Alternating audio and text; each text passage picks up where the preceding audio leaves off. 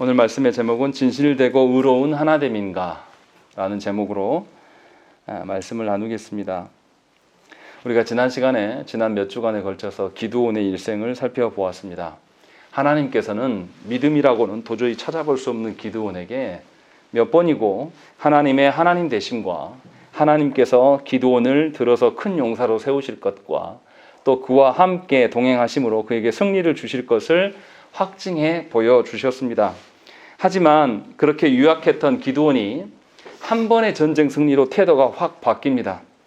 그러면서 하나님께 돌려줘야 될 영광을 자신이 가로채버리는 것이죠. 그래서 전쟁 승리로 인하여서 얻어진 노략물들, 그 중에 왕이 쓰던 것들, 왕을 상징할 모든 것들을 자기에게 다 가져옵니다. 그리고 또 백성들에게 너희가 나의 다스림을 인정한다라면 금을 다 내놔라 해서 그 금을 가지고 뭘 만듭니까? 금 에봇을 만들어요. 그래서 하나님께 예배하는 장소는 실로인데, 실로에 하나님의 성막이 있는데 이스라엘 백성들이 제사장에게 가서 에봇을 통해서 하나님의 뜻을 확인하는 것이 아니라 이제 이 기드온이 있는 그 성으로 와서 하나님의 뜻을 묻는 그런 형국으로 전락하고 맙니다. 그러니까 기드온은 왕권뿐만 아니라 입으로는 하나님이 이스라엘을 다스려야 한다라고 말하지만 자신의 아들의 이름을 아비멜렉, 나의 아버지는 왕입니다 라는 그런 이름을 짓는 것, 또 다른 모든 증거들을 볼 때 그가 왕권을 쥐고 싶은 것이고, 그러나 겉으로는 겸손을 떨고 있어요. 거짓인 것이죠. 그리고 그뿐만이 아니라 하나님의 제사장의 권위까지도 본인이 다 찬탈해 가진 그런 악행을 보였습니다. 그리고 이제 기드온의 그 악한 인생의 그 모든 열매들은 오늘 본문의 자녀들에게 고스란히 다 드러납니다. 그래서 자녀들 중에서 이 왕이 나타나기 시작해요. 사실은 사사기에서는 왕이 없습니다. 하나님만이 왕이시죠. 그런데 자신 스스로 왕이라고 하고 이 일들로 인하여서 이스라엘 백성들의 분열이 일어나고 학살이 일어나요. 그래서 우리가 아까 읽은 말씀에서 세겜 사람들을 하루에 남녀를 1000명을 불태워 죽입니다. 이런 일들이 일어나게 되는 것이죠. 그러니까 전에는 기드온이 나타나기 전까지는 이스라엘의 동족끼리 전쟁하고 서로 죽이는 일은 없었어요. 다 외부적인 이방 나라들이 들어와 가지고 이스라엘을 괴롭혔어요. 그때마다 하나님께서는 구원자 사사를 세우셔서 그들을 구원하셨습니다. 그리고 사사가 살아있는 동안에 그들이 40년 또는 길게는 80년 평안을 누렸어요. 그런데 오늘 말씀에 보면 이스라엘의 외부적인 요소는 전혀 안 나옵니다. 전부 이스라엘 내에서 기드온이 이 망조들게 한 이스라엘의 그 근본적인 원인이 본인이 왕인 것처럼 행동하고 그 행동했던 바들이 이제 열매를 맺는 것이 오늘 본문에 나타나는 내용입니다. 그래서 이스라엘에게 어떠한 일들이 일어나는가, 이것을 우리가 살펴보려고 하는 것입니다. 그래서 이스라엘에 왕이 있는 것이 정말로 유익한 것이냐, 왕을 중심으로 하나 되는 것이 정말 합당한 것인가를 살펴야 돼요. 하나님이 원하시는 생존하는 것과 하나님이 원하시는 생존함으로 인하여서 드러난 강인함들은 과연 무엇인가를 우리가 알아야 된다는 것이죠. 그거를 모른 채로 우리가 힘을 결집하고 우리가 무엇인가를 하나 되어서 능력을 발휘하려고 하는 행동들은 오히려 하나님께 더 악한 일로 보여줄 수가 있다라는 것을 오늘 본문에서 확인할 수가 있습니다. 이제 본문으로 들어가서 보시면 33절부터 35절의 말씀은 기드온이 죽은 이후에 이스라엘이 어떠한 상황 가운데 놓여 있는가를 말해줍니다.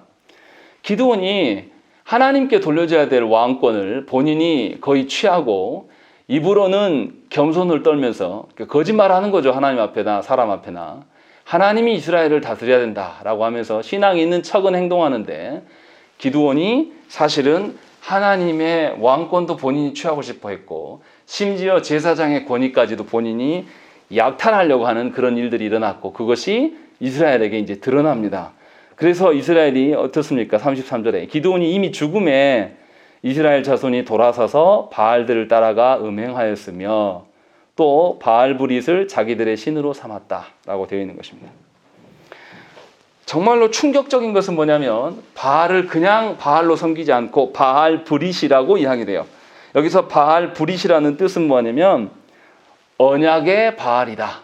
우리의 언약 대신 바알 이런 뜻이에요. 사실은 이 칭송을 누가 들어야 됩니까? 이스라엘의 언약의 하나님은 여호와 하나님뿐이에요. 그런데 지금 이스라엘이 자신들을 구원해 주신 그 하나님께서 언약을 주셨는데도 불구하고 이 언약을 어디다 갖다 붙이냐면 이 바알에게 붙이고 있는 형국이에요. 그러니까 하나님 대신 그 자리에 다른 것을 앉혀놓은 겁니다. 이제 아주 악한 거예요. 그냥 아예 처음부터 이교를 믿는 게 아니라 하나님에 대해서 얼추 알기 때문에 언약 이야기를 해요. 언약 이야기를 하는데 그 언약의 대상자가 하나님이 아니라 바알이라고 말하고 있는 것입니다. 바알은 고대부터 다산과 풍요로움의 상징이에요. 그래서 하나님보다 이들이 더 중요한 것은 풍요로움이 더 중요한 것이고, 그래서 하나님이 말씀하시는 하나님 나라의 약속보다 이들은 돈의 약속, 풍요로움의 약속이 훨씬 더 좋은 것이죠. 그래서 하나님을 제쳐두고 본인 스스로들이 하나님을 선택하는 그런 지경에 이르고 말았습니다. 그런데 이스라엘 백성들을 누가 먼저 사랑하셨고 누가 먼저 선택하셨습니까? 하나님께서 우리를 사랑하시고 우리를 선택하셨기 때문에 우리에게 구원의 어떠함이 드러난 것이죠. 그런데 우리들은 어떻게 하려고 하냐면 하나님의 선택하심을 먼저 집중해서 보는 것이 아니라 항상 내가 먼저 하나님을 선택하려고 하는 것이에요. 그래서 상황 따라서 처지 따라서 이럴 때는 내 마음대로, 저럴 때는 또 하나님께 하는 척하고, 또 저럴 때는 내 마음대로, 이런 식으로 자기 선택으로 하나님을 선택하려고 하는 그런 교만함을 보인다는 것이죠. 이것이 지금 이스라엘의 상태라는 것입니다.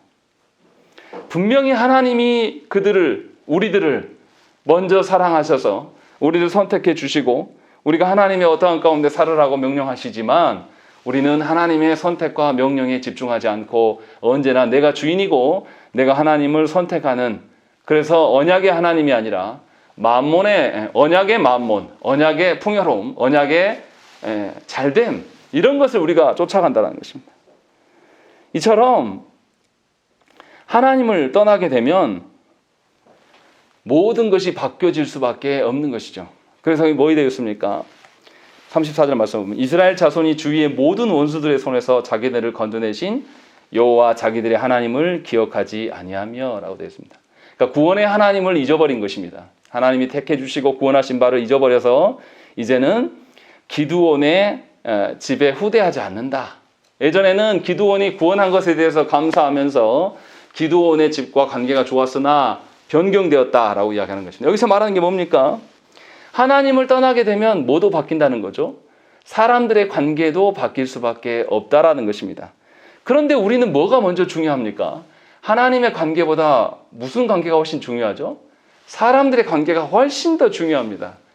한국 사회에서 그놈의 관계가 얼마나 중요한지 모르겠어요. 목사님들 입에서도 관계가 나옵니다. 그런데 그 관계가 하나님과의 관계면 정말 얼마나 좋겠습니까? 그런데 우리들은 그렇게 말하지 않아요. 교회에서조차 사람들의 관계가 훨씬 중요합니다. 그래서 내가 다른 사람들한테 어떻게 비춰질 것인가, 내가 다른 사람들에게 어떤 관계를 어떻게 세워갈 것인가가 더 중요하지, 하나님 앞에서의 나의 관계, 또 내 자녀가 하나님 앞에서의 관계, 또 다른 우리의 성도들이, 우리 교우들이 하나님과의 관계가 얼마나 중요하신가를 살피지 않는다는 것이죠. 그런 지경에 이르고 말았다. 지금 사사기 저자는 그 이야기를 하고 있는 것입니다. 이거 사실 누구 이야기냐면 바로 우리들 이야기입니다. 오늘 본문의 아비멜렉은 우리 시대에 굉장히 많아요. 아비멜렉의 그 악한 형태가 저국교회 안에 차고 넘칩니다. 지금 그것을 사사기 저자는 계속 고발하고 있는 것입니다. 이런 상황에 있을 때에 이제 아비멜렉이 드디어 나서기 시작하는 것이죠. 근데 아비멜렉은 어떤 사람이냐면, 우리가 지난주에도 말씀드렸지만 이 기드온의 자녀들 중에서 아직 가나안 땅에 있는 이방 민족들을 추방하지 못했어요. 이스라엘 백성들 하나님께 순종하지 않음으로 말미암아서. 그래서 세겜 땅에 아직도 이방 민족이 삽니다. 그런데 이 기드온이 이방 여인들을 첩으로 맞이하면서 자녀를 낳았어요. 그 중에 하나가 아비멜렉입니다. 그러니까 아비멜렉은 신분적으로도 혼혈인이고 하나님의 언약 백성이 한쪽만이에요. 아버지의 피만을 물려받은 것이죠. 그래서 결함이 있는 자였습니다. 그래서 이 사람은 이렇게 결함이 있는 자를 하나님께서 이스라엘의 직분자로 세우십니까? 안 세우십니까? 극히 드물어요. 그런 경우가 거의 없습니다. 그래서 분명하게 신분적으로 이 사람이 이스라엘의 직분자가 되기가 어렵습니다. 그런데 이 아비멜렉이 뭐가 되기를 원합니까? 왕이 되기를 원해요. 사사기에서 나오는 이스라엘 지도자의 최고봉이 뭡니까? 사사인데도 불구하고 아비멜렉은 사사 되기를 원하지 않고 그보다 더 큰 이스라엘에 없는 이방 나라에 있는 왕, 이 왕을 되고자 했다라는 것입니다. 그러니까 자격 없는 자가 되고 싶어서 지금 이 일들을 추진하고 있는 것이죠. 그리고 아비멜렉만 그런 것이 아니에요. 기드온도 입으로는 하나님께서 이스라엘을 다스려야 된다라고 말하면서도 실제적으로는 자신을 왕처럼 여겼습니다. 그 결과로 2절 말씀 보시면 뭐라고 되어 있냐면 2절 말씀 보세요. 청하노니 너희는 세겜의 모든 사람들의 귀에 말하라.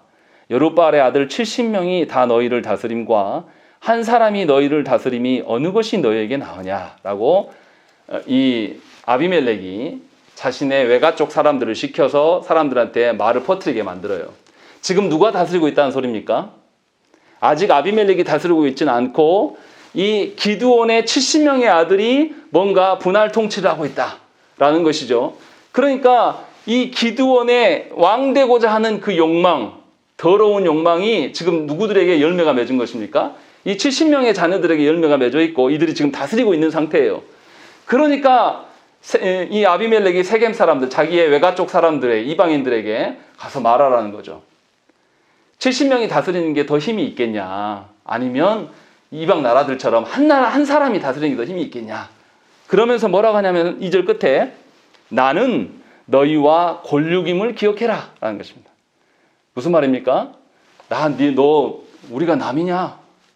우리 피 나누는 형제 아니냐? 나 한쪽은 이스라엘의 피가 이르지만 한쪽은 세겜 너희들과 같은 피야 라고 말하면서 관계로 또 이야기를 하고 있는 것입니다. 우리 사회에서 병드는 주범이 뭡니까? 지도자를 세울 때 병 들어가는 이유가 뭡니까? 그놈의 학연과 지연과 어떤 사람들과의 관계로 무엇인가 지도자를 세울 때 모든 공동체는 병들게 되어 있는 것입니다. 그런데 이 아비멜렉이 지금 뭐하고 있냐면 이 나라의 다스림의 권한을 쥐고 싶은데 하나님께 묻고 하나님의 그 어떠하심 속에서 그 자리를 말하는 것이 아니라 자기의 관계로 우리의 혈연 관계가 어떻다. 이것을 근거로 지금 말하고 있는 것입니다. 얼마나 악한 겁니까? 하나님께서 주신 질서로 하나님의 공동체의 지도자의 어떠함을 말해야 되는데 이 다른 방편으로 사용하고 있어요. 그리고 이 아비멜렉만이 아니라 나머지 70명의 자녀들도 다 왕자처럼 뭔가를 다스리고 있는, 그러니까 그 아버지 기드온이 뿌려놓은 씨앗이 지금 이 분쟁의 근원이 되어버렸어요. 그런 상황에 있는 것입니다. 그런데 아비멜렉이 얼마나 악하냐면요, 아비멜렉이 왕이 되고자 하니까 자기의 외가 쪽 사람들을 통해서 여론을 형성해요. 그래서 여론몰이를 갑니다. 누가 왕이 되면 좋겠는가를 이렇게 몰아가는 것이죠. 그리고 합법적인 절차로 해가는 것이 아니에요. 그리고 외가 쪽으로부터 70개의 은을 지원받아요. 4절 말씀 보시면 바알불이 신전에서 은 70개를 내어 그에게 주매 아비멜렉이 그것으로 방탕하고 경박한 사람들을 사서 자기를 따르게 했다라는 것입니다. 사실 이 사람이 이스라엘의 왕이 되려면 누구로부터 지원을 받아야 됩니까? 누구로부터 승인을 받는 것이 가장 아름다운 것입니까? 하나님으로부터 승인 받아야 되는데 이 사람은 누구로부터 받았냐면 바알불이 신전에서 은 70개를 받았어요. 그리고 은 70개를 받아서 사람들을 사서 그 사람들로 뭐합니까? 자기의 형제 70명을 다 잡아들입니다. 그리고 한 바위에서 이 사람들을 다 쳐 죽입니다. 그러면 은 70을 받아서 70명을 죽였어요. 그럼 한 사람당 생명값이 얼마입니까? 은 하나밖에 안 되는 거죠. 그러니까 이 아비멜렉이 생각할 때에 이 아비멜렉이 얼마나 사람들의 생명을 우습게 여기는가. 자신이 왕권을 되기 위해서는 하나님의 승인 필요 없는 거예요. 그냥 외가 쪽 사람들을 다 불러다가 자기의 혈족 사람들을 불러다가 자기의 친각 쪽 사람들을 싹 죽여버려요. 그러니까 외가와 친가를 다 갈라세우고 있는 것입니다. 그래서 한쪽은 학살하고 한쪽은 학살할 수 있도록 힘을 보태주는 사람들로 지금 이 아비멜렉이 활용하고 있는 것입니다. 얼마나 악한 사람입니까? 이런 일들을 지금 진행하고 있어요.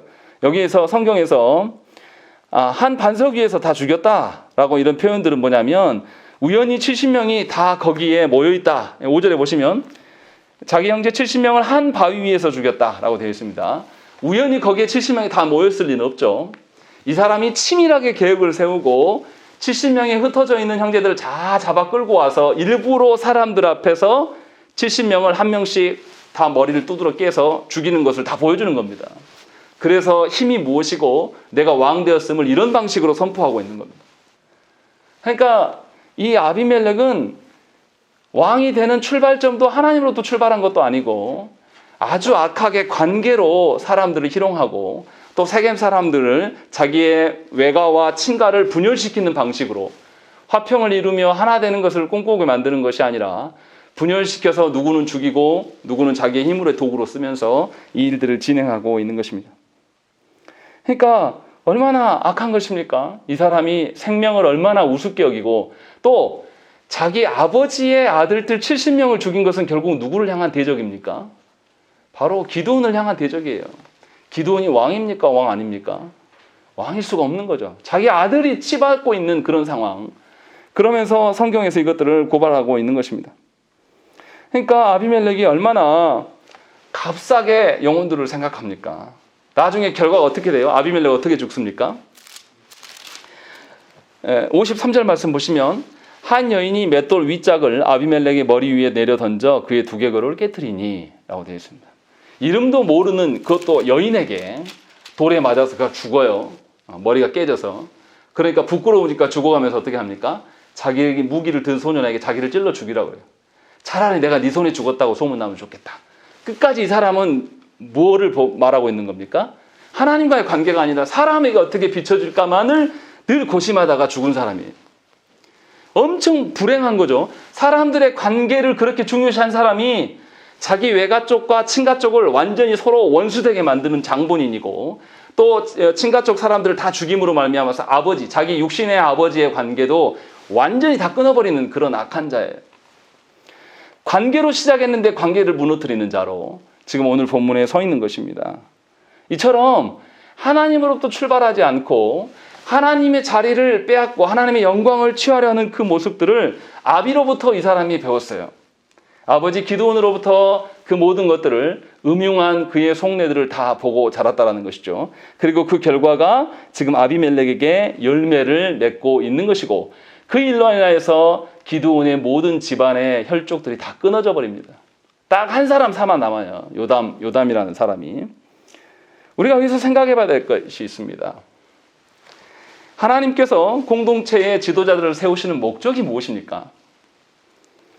무엇인가 사람들을 모이게 하고 사람들이 모여지면 힘이 생기고 권력이 집중됩니다. 이렇게 하나님께서 공동체에 권력을 주시는 것은 오직 하나님의 영광을 위하여서 하나님을 기쁘게 해드리기 위하여서 이 권력자들을 하나님 세우십니다. 그럼 권력자는 뭐 해야 되냐면 그 공동체 전체 구성원들이 사람인 나를 따르는 것이 아니라 하나님을 따를 수 있도록 하나님께 향해 갈 수 있도록 인도해야 되는 것이 하나님의 언약 백성의 공동체의 지도자의 역할이에요. 그런데 조국교회 현실은 그렇지 않습니다. 목회자가 모든 하나님의 권세를 다 집어삼키려 하고 자기에게 대적하는 사람들을 저주해버려요. 복을 선언하고 저주에 선언한 권한은 우리에게, 목사에게 없습니다. 하나님께서 하라고 하신 것만 하는 거예요. 축도 있잖아요. 예배 끝날 때 축도하는 거. 하나님을 대신해서 말하는 거예요. 근데 한국교회 목사님들은 너무나 이상하게 축도를 해요. 성경에 없는 구절을 자기들이 막 만들어서 덧붙여요. 하나님 그렇게 복 선언하라고 하신 적이 없거든요.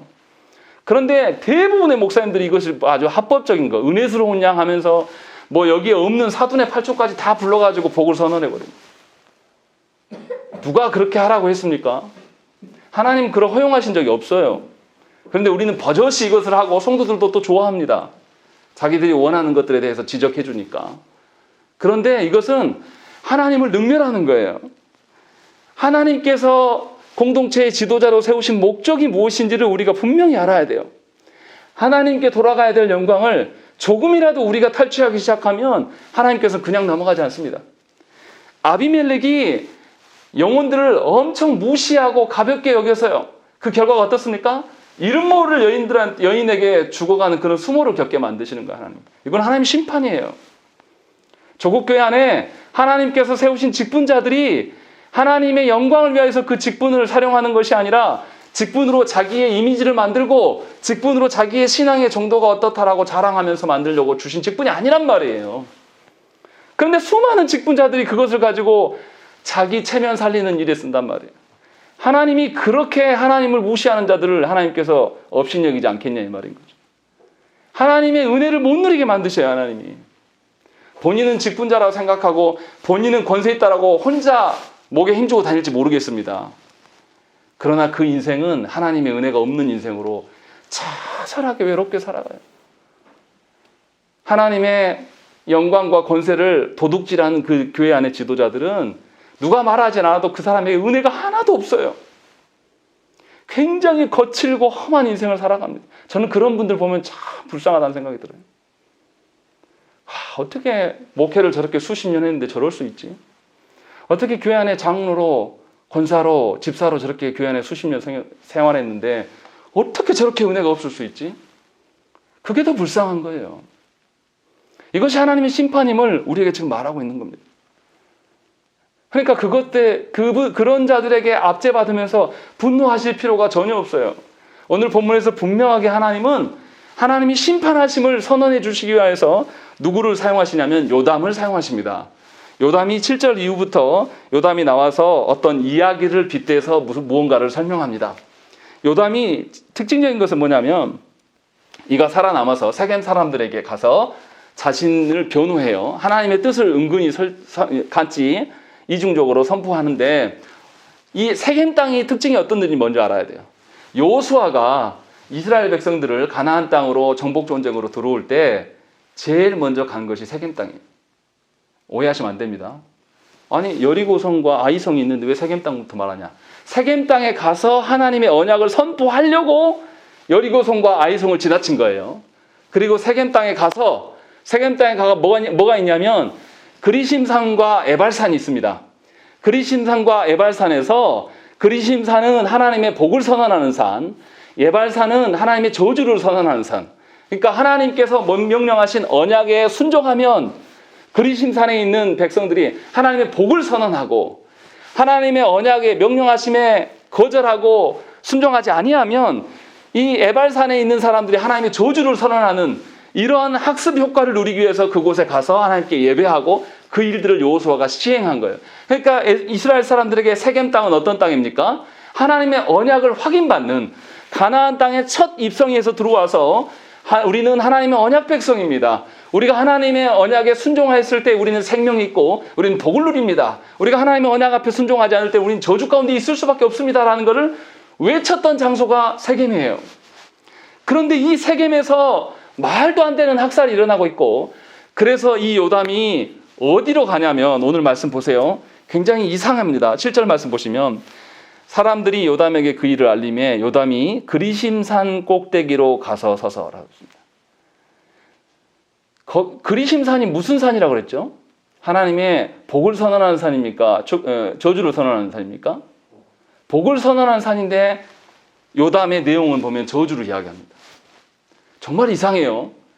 요담도 분명히 이미 자식의 조상들의 그 산의 의미를 알 텐데 왜 복을 선언하는 산에서 가서 저주를 선언하고 있을까요? 이것이 굉장히 중요합니다. 요담이 보니까 아비멜렉이 하나님이 주신 그 왕권을 자기가 찬탈하려고 그러고 사람을 죽이면서까지도 그 권좌에 앉으려고 하니까 하나님의 언약에 순종한 겁니까? 순종하지 않은 겁니까? 순종하지 않은 거예요. 그래서 경고성으로 복의 산에 올라서 뭐냐면 너희가 주신 하나님의 그 언약이 사실은 너에게 복이었는데 너희가 순종하지 않음으로 말미암아 그 복까지도 뭐가 된다고 말하는 것이죠? 저주로 너희에게 임할 것이다. 이 말을 하고 있는 거예요. 그래서 뭐라고 되어 있습니까? 19절의 말씀이 두 가지 나와요. 만일 너희가 여룻바알과 그의 집을 대접한 것이 진실하고 의로운 일이면 너희가 아비멜렉으로 말미암아 기뻐할 것이요 아비멜렉도 너희로 말미암아 기뻐하려니와 그렇지 아니하면 아비멜렉에게서 불이 나와서 세겜 사람들과 밀로의 집을 살을 것이요 세겜 사람들과 밀로의 집에서도 불이 나와 아비멜렉을 살을 것이니라 라고 되어 있는 것입니다. 그러니까 요담이 목숨을 걸고 그리심산에 올라서 하나님의 언약이 선포된 이 복의 산에 올라와서 너희가 복으로 여기지 아니하고 불순종하니 너희 가운데 하나님의 저주가 임할 수밖에 없다라는 것들을 선언하면서 이스라엘에게 경고합니다. 그러면서 하나 재미난 이야기를 해요. 이야기의 내용이 뭡니까? 나무들이 몰려가서 자신들의 왕을 뽑고자 해요. 그래서 나무들에게 찾아갑니다. 처음에 감람나무에게, 무화과나무에게, 포도나무에게. 그런데 가서 왕이 되어달라 그러니까 새 나무가 다 공통적으로 무슨 말을 합니까? 감람나무에서 나오는 감람류는 하나님께 성소에서 쓰는 거룩한 기름을 만드는 그런 나무란 말이죠. 그래서 자기는 갈 수 없다. 내가 가버리면 하나님께 드려져야 될 기름을 만들 수가 없어. 그래서 9절 말씀에 기름은 하나님과 사람을 영화롭게 하나니 내가 어찌 그것을 버리고 가서 나무들의 왕이 되겠냐 라는 것을 이야기해요. 또 무화과 나무도 똑같은 이야기를 합니다. 하나님이 주신 사명이 있는데 내가 그것을 버리고 어떻게 왕으로 가겠냐 거절하고, 또 포도나무도 무슨 이야기 하냐면 내가 하나님과 사람을 기쁘게 하는 포도주를 나로부터 나오게 하는데 내가 그것을 버려두고 어떻게 하나님 왕의 자리를 가겠냐고 거절해요. 그런데 자격도 되지 않는 가시나무, 이 가시나무는 사실은 이스라엘에게 유익이 되지 않는 나무죠. 그런데 이 가시나무에게 왕이 되라 라고 이야기하니까 도리어 뭐라고 이야기하냐면 15절 말씀 보시면 만일 너희가 참으로 내게 기름을 부어 너희 위에 왕으로 삼겠거든 와서 내 그늘에 피하라. 그리하지 아니하면 불이 가시나무에 나와서 레바논의 백향목을 사를 것이다 라고 이야기해요. 뭔 말입니까? 너희가 나한테 왕을 삼을 거면 다 내 밑으로 줄 서, 그렇지 않으면 나에게서 불이 나와가지고 너희를 싹 죽여버릴 거야. 오히려 협박하고 있는 것이죠. 이것이 누구냐? 이 가시나무가 바로 아비멜렉이다 이러고 말하고 있는 겁니다. 그러니까 요담이 잘 본 거예요. 아비멜렉이 마치 세겜 사람들을 위해서 왕 된 것처럼 이야기를 하지만 실제로는 자기의 외가 사람들을 부패하게 만들고 친가 쪽 사람들은 학살하면서 사람들을 갈리우고 있고 죽이고 있어요. 이러고 있는데 너희가 정말로 하나님이 말씀하신 대로 의롭고 선한 자들이냐? 너희가 행한 일이 정말로 바른 거리냐? 그래서 16절에 그것을 물어요. 우리 16절 말씀 읽겠습니다. 시작. 이제 너희가 아비멜렉을 세워 왕으로 삼았으니 너희가 행한 것이 과연 진실하고 의로우냐? 이것이 여룻바알과 그의 집을 선대함이냐? 이것이 그의 손이 행한 대로 그에게 보답함이냐? 예, 하나님께서 이 요담의 입을 통해서 하시고자 하는 말씀은 무엇이냐면 너희가 아비멜렉으로 왕을 세웠는데 이것이 정말로 진실하고 의롭게 행한 것이냐라고 묻고 있는 거예요. 아비멜렉에게 묻는 게 아니라 누구에게 묻는 거냐면 세겜 사람들에게 묻고 있는 겁니다. 너희 아비멜렉이 이렇게 했다고 말하는데 너희도 동조한 거 아니냐? 너희가 그 행한 것이 맞냐? 라고 지금 묻고 있는 거예요. 만일 너희가 의롭지 않다라면 아비멜렉에게서 불이 나오고 너희를 싹 불살라 죽일 것이다 라는 거예요. 이거 실현됩니까? 안 됩니까? 실현되잖아요. 뒤에 돌아가서 49절 말씀 보면 세겜 망대에 있는 사람들이 다 아비멜렉을 49절 말씀 모든 백성들도 각각 나뭇가지를 찍어서 아비멜렉을 따라 보루 위에 놓고 그것들이 얹혀있는 보루에 불을 놓음에 세겜 망대에 있는 사람들이 다 죽었으니 남녀가 약 1000명이었다. 이 세겜 사람들이 누구였냐면 아비멜렉의 말을 듣고 아비멜렉을 왕으로 추대했던 사람들이에요. 그런데 결국은 아비멜렉이 불살라 다 죽여버립니다. 이 요담이 예언했던 대로 딱 그대로 실행이 되는 것이죠. 이것을 지금 성경에서 보여주고 있는 것입니다. 분명하게 하나님께서 우리에게 너희의 교회됨과 너희의 가정됨이 정말로 의롭고 선한 것이냐, 너희의 그 행한 바가 지금까지 살아오면서 너희들의 자녀를 키워오는 것, 또 가정을 세우는 것, 또 교회를 세워가는 것, 이 대한민국의 공동체를 세워가는 일이 우리에게 물어보시는 거예요. 정말로 진실되고 의로운 일이었냐? 라고 하나님께서 물어보신다는 것입니다. 질문을 지금 세겜 사람들에게 하는 게 아니라 우리들에게 하고 있는 거예요. 대한민국 교회가 역사가 100몇 년이고 선교사를 몇 명을 파송하고 얼마나 우리가 자랑한지 모릅니다. 그런데 그것이 정말로 하나님 앞에서 진실되고 의로운 것이냐? 라고 묻고 있는 거예요. 너희가 받은 직분이, 너희가 세운 교회가, 너희가 이루고 있는 가정이, 그 가정을 세우려고 너희가 아둥바둥하는 거 내가 다 아는데 그 행한 것이 정말로 하나님 앞에서 의롭고 진실된 것이냐? 라고 묻고 있는 겁니다. 우리 다 알잖아요. 제가 굳이 지적하지 않아도 저와 여러분 다 알지 않습니까? 하나님 앞에서 고개를 우리가 빳빳이 들고 눈 동그랗게 뜨면서 정말로 저는 진실했습니다, 하나님. 정말 저는 의로웠어요. 이럴 수 있는 사람이 누가 있습니까? 남 일은 우리가 비판을 잘해요. 성도들이 목회자 비난하는 일은 아주 쉽습니다. 목회자가 돼 보니까 정말 어려워요. 그런데 제가 묻고자 하는 것은 하나님의 말씀의 기준은 목회자 다르고 성도 다르지 않아요. 우리 다 공동체의 일원입니다. 하나님께서 목회자에게만 영혼을 담당케 하신 것이 아니에요. 여러분들에게 가정 안에 하나님께서 자녀들, 육적인 자녀라고 여러분들 보실지 모르겠으나 하나님은 하나님 나라의 생명들을 여러분들에게 맡기셨어요. 그러면 우리는 그 자녀들을 천하보다 귀하게 여겼어야 합니다. 세상 가치에, 세상에서 보기 좋은 엄치나 만드는 것이 우리 목적이 아니라 하나님이 보시기에 보배로운 하나님 나라의 가치에 그 귀한 존재로 보고 가르치고 양육하고 세워왔어야 돼요. 그랬냐고 묻는 것이죠. 오늘 본문에서. 만약 그렇지 않는다면 이제 전에는 세겜 사람들이 아비멜렉을 왕으로 삼았는데 이들이 이제 무슨 일이 일어납니까? 요담이 말하고 난 뒤에 이제 이스라엘의 분열이 조짐이 나타나요. 22절 말씀 보시면 아비멜렉이 이스라엘을 다스린 지 3년밖에 안 됐다라고 되어 있는데 3년밖에 안 됐을 때에 이제 분열의 조짐이 일어납니다. 보통 하나님께서 사사를 세우시면 이스라엘의 평화가 보통 몇 년 정도 왔습니까? 앞에서 우리 사사들 보면 40년, 많으면 80년 막 이렇게 평화가 있었어요. 기드온도 무려 40년이나 평화를 준 사사 중에 한 명이에요. 그렇게 악한 사사였음에도 불구하고. 그런데 놀랍게 아비멜렉은 왕이 되었어요. 사사도 아니고 왕이 되었는데도 겨우 3년 유지됐어요. 다스림이. 그리고 나서 무슨 일이 일어납니까? 23절에 보시면 하나님이 아비멜렉과 세겜 사람들 사이에 악한 영을 보내심에 세겜 사람들이 아비멜렉을 배반하기 시작했다라고 해요. 그 배반의 내용이 뭐냐라는 것입니다. 거기 내용들이 뭐냐면 25절에 보시면 세겜 사람들이 산들의 꼭대기에 사람을 매복시켜 누구를 엿보라고 하는 것입니까? 아비멜렉. 자기들을 다스릴 왕으로 그들이 추대해서 세웠잖아요. 근데 이제는 누구를 감시합니까? 그 아비멜렉을 감시하고 있어요. 이 세겜 사람들이. 그것만이 아니에요. 그 길로 25절입니다. 그 길로 지나는 모든 자를 다 강탈하게 하니. 뭐냐면 산적처럼 자기 동네 지나가는 사람들이 다 약탈해버려요. 지금 누가 다스리는데요? 자기들이 추대해서 세운 아비멜렉이 다스리는데 자기들이 추대해서 세운 왕의 사회적 질서, 공권력을 다 무너뜨리고 있는 거예요. 누가요? 세겜 사람들. 그래서 아비멜렉의 다스림에 대해서 거절하고 있는 겁니다. 분명히 3년 전에는 이 사람들이 추대해서 세웠습니다.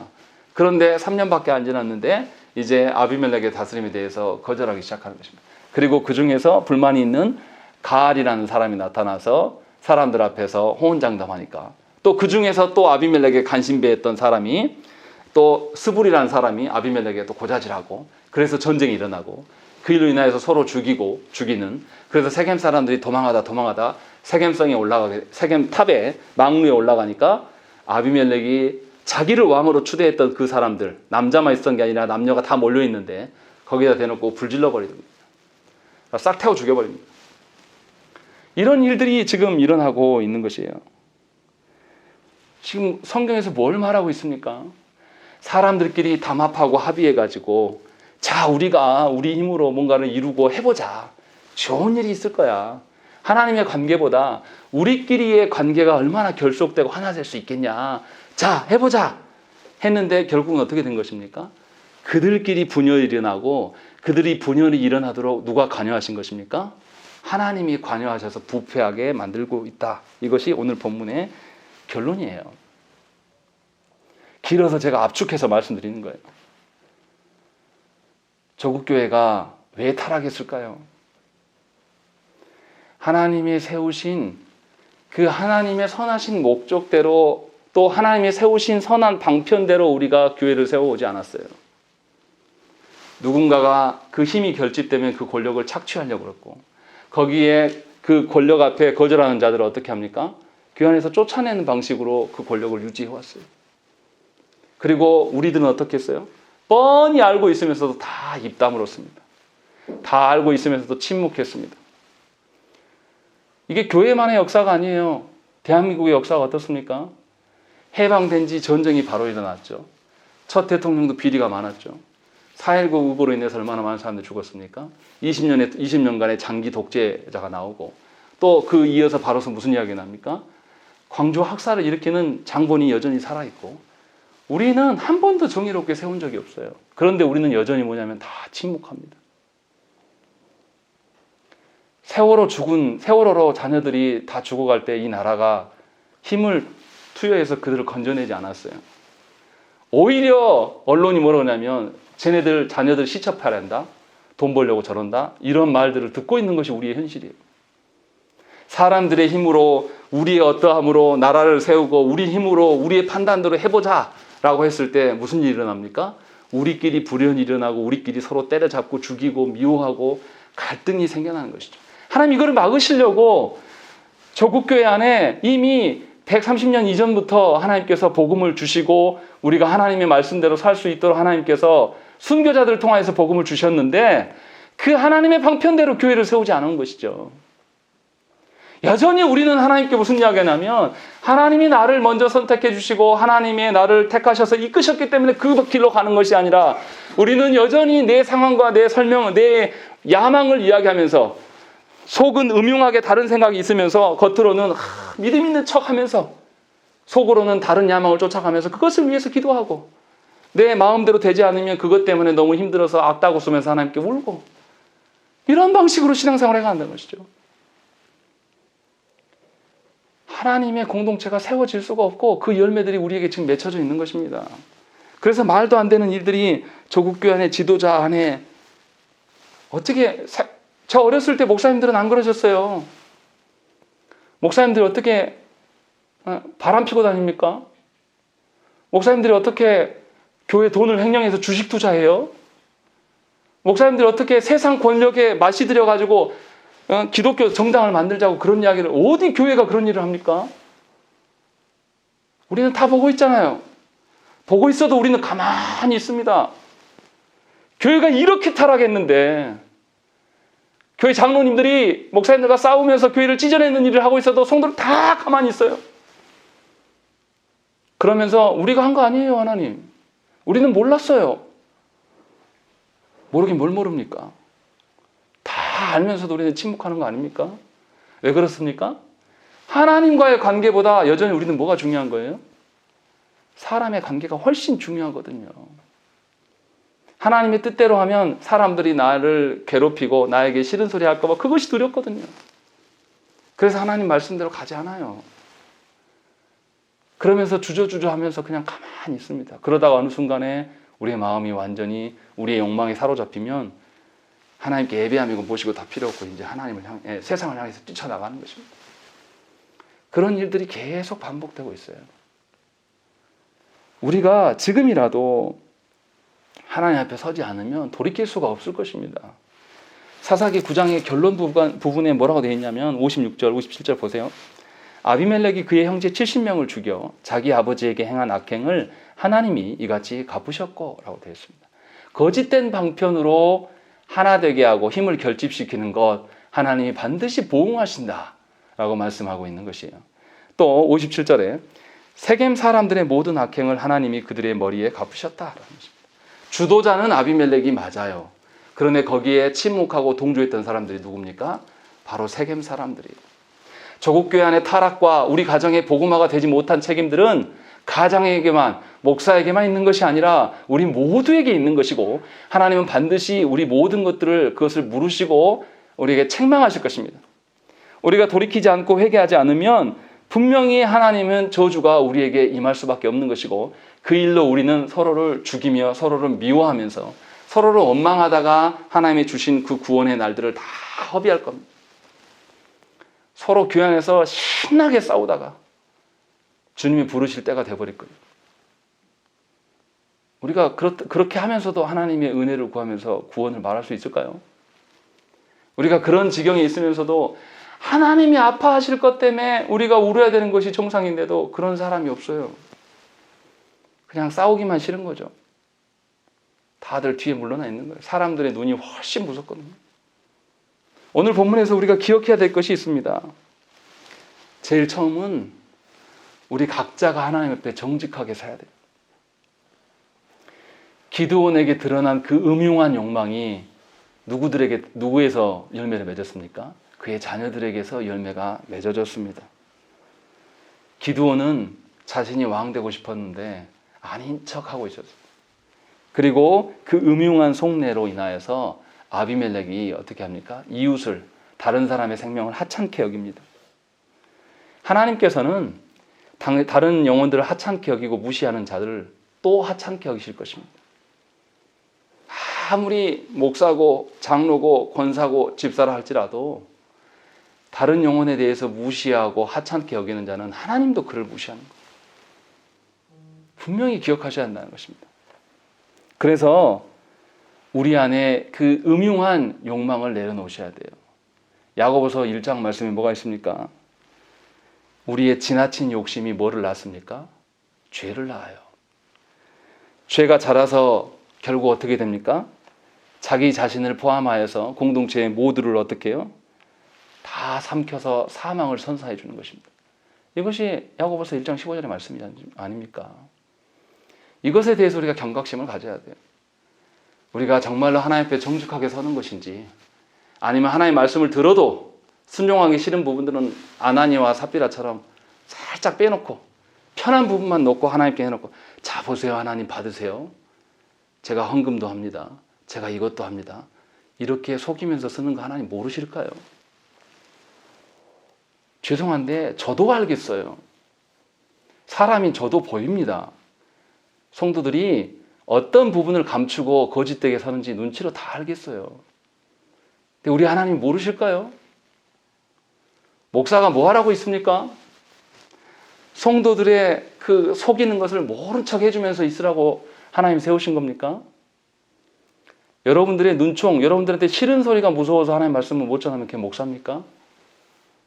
우리 모두가 하나님 앞에 그 음흉한 욕망과 거짓됨을 다 이 시간 쏟아내셔야 됩니다. 그렇지 않으면 우리는 달라지지 않아요. 그렇지 않고 우리 교회가 커지기를 바라면 우리 서로 미워하고 서로 물어뜯는 하고 인생 다 허비합니다. 여러분 가정도 마찬가지예요.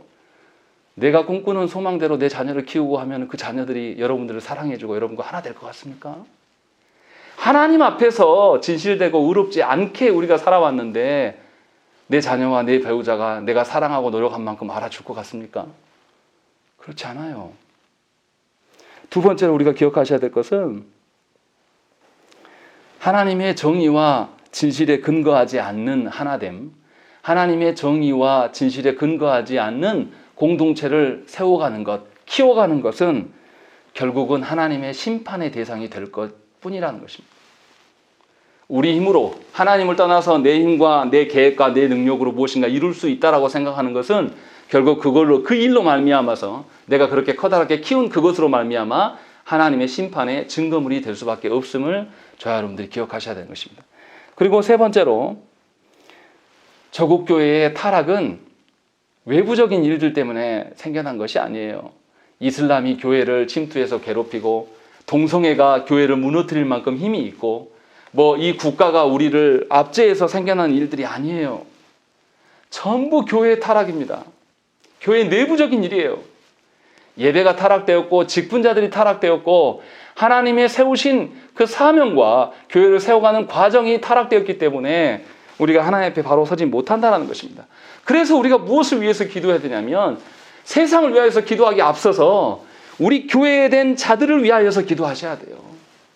이미 세워져 있는 교회에 조국교회 안에 있는 목사님들, 이미 세워져 있는 조국교회 안에 있는 목사님들과 협동하여서 사역할 장로님들을 위해서 기도하셔야 돼요. 그들이 회개하지 않고 그들이 자신들의 죄악에 대해서 하나님 앞에 회개하지 않는데 어떻게 조국교회가 회개합니까?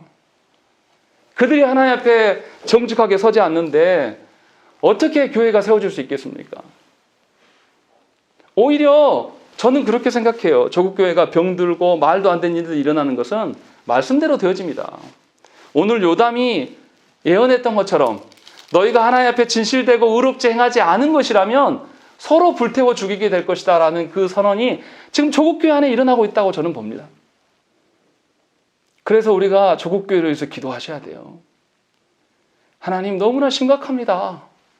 하나님, 교회 직분자들이 권력을 탐하고 교회 직분자들이 하나님 앞에 말씀에 진실되고 순결하고 의로운 일에 서지 않습니다. 그것을 놓고 우리가 울면서 기도해야 돼요. 그것이 바로 우리의 일이에요. 그것이 바로 우리가 몸담아 있는 우리의 몸이란 말이죠. 그래서 이 저녁에 우리가 이 세 가지를 놓고 기도하셔야 되는 것입니다. 첫째는 하나님 앞에 우리가 하나도 감춤이 없이 정직하게 설 수 있도록 기도하십시다. 그리고 두 번째는 정말로 우리가 세우고자 하는 가정과 교회가 하나님이 말씀하시는 진리의 말씀에 근거하고 정말로 그 순결한 것에 근거한 것인지를 물으셔야 되는 것이고, 마지막 세 번째는 조국교회의 직분자들, 특별히 목사와 장로들을 위하여서 기도해 주시기 바랍니다. 그들이 변화되지 않으면 조국교회 바뀌지 않아요. 권세를 누리면서 자기 일을 말하는 그런 일들이 일어나면 안 된다는 것입니다. 그래서 우리가 오늘 말씀에서 우리 자신을 발견하고 우리가 처해 있는 공동체를 발견하여서 정말로 우리 자신들이 하나님 앞에서 진실되고 의로운 하나 된 공동체인가를 돌아보십시다. 그래야 해서 하나님께서 작은 목소리지만 우리가 그것에 힘쓸 때에 우리 인생이 하나님의 의의 도구로 쓰여져 갈 줄로 믿습니다. 함께 기도하겠습니다.